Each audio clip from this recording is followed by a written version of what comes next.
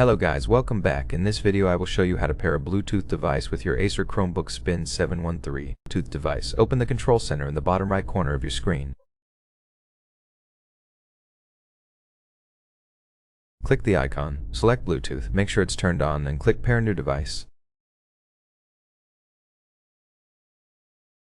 After that, ensure your device is turned on and in pairing mode. When in pairing mode, the LED light will flash rapidly.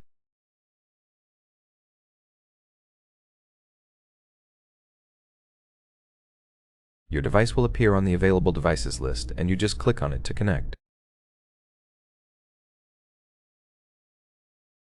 If you want to disconnect, open the Bluetooth menu again, select your connected device, and choose Disconnect to temporarily disconnect or forget to unpair it.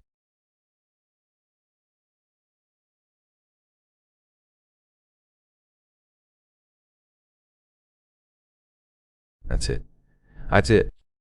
Thank you for watching. If this helps, please subscribe, leave a like, and I'll see you in the next one.